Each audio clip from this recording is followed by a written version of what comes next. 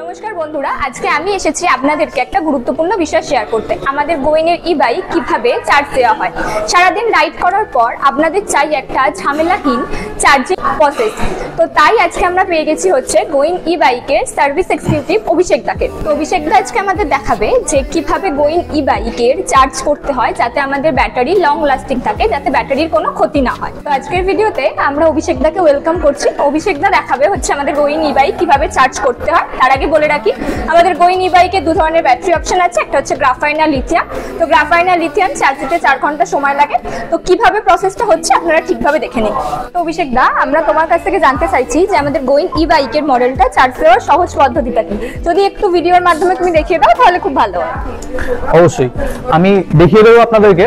গোইনে বর্তমানে দু ধরনের যে ব্যাটারি ইউজ হচ্ছে, লিথিয়াম এবং গ্রাফাইন।